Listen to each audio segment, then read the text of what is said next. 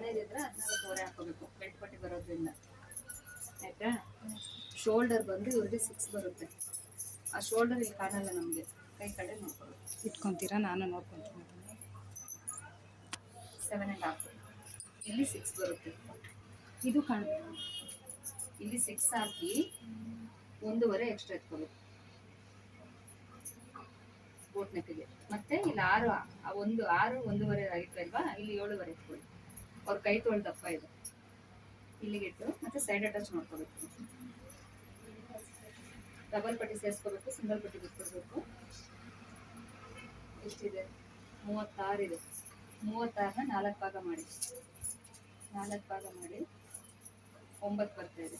9ನ side attach ಹಾಕೊಳ್ಳಿ. 9 1 + 2 11. ಇದನ್ನ ಇಲ್ಲಿ ಬರ್ಕೊಳ್ಳಿ. 9 ಹಾಕಿ 2 ಎಕ್ಸ್ಟ್ರಾ ತಗೊಂಡು 11 ಅದು ಬರ್ತಾ ಇದೆ. ಇಲ್ಲಿ 10.5 ಇಲ್ಲಿ 10.5 ಹಾಕೋಬೇಕು. ನಾನು 11 ಹಾಕಿದ್ದೀನಿ.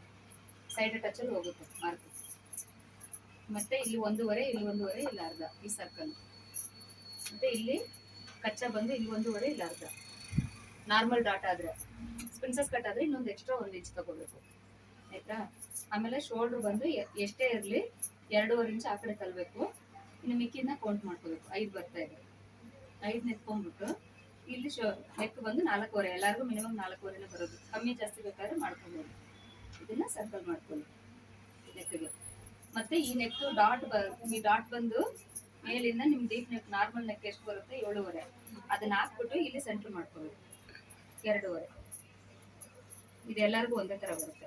ಮತ್ತೆ ಈ ಸೆಂಟರ್ ಡಾಟ್ ಹೆಂಗ್ ತೆಗಿಬೇಕಂದ್ರೆ, ಇಲ್ಲಿ 6 ಹಾಕಿರ್ತೀರಲ್ಲ, 6ರಲ್ಲಿ 3 ಡಿವೈಡ್, ಆ 3ರಲ್ಲಿ 1.5 ಡಿವೈಡ್. ಅದ್ರಲ್ಲಿ ನೀವು ಡಾಟ್ ಸ್ಟ್ರೈಟ್ ಎತ್ಕೋಬೇಕು. ಇಲ್ಲಿ 2.5 ಆಯ್ತಾ. ಇಲ್ಲೊಂದು ಇಲ್ಲೊಂದು, ಅದೆಲ್ಲ ಮಾಮೂಲಿ.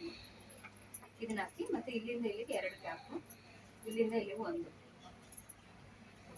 ಮತ್ತೆ ಇಲ್ಲಿಂದ ಇಲ್ಲಿಗೆ 2, ಇಲ್ಲಿಂದ ಇಲ್ಲಿಗೆ 2.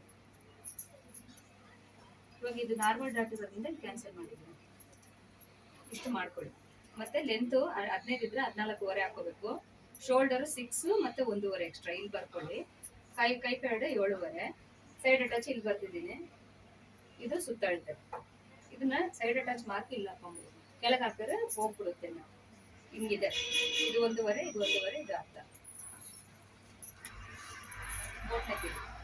ಬೋಟ್ ನೆಕ್ಕಿಗೂ ಇದೇ ತರನೇ ಮೆಜರ್ಮೆಂಟ್ ಬರುತ್ತೆ. ಕಾಲರ್ ನೆಕ್ಕಿಗೂ ಇದೇ ತರನೇ ಬರುತ್ತೆ.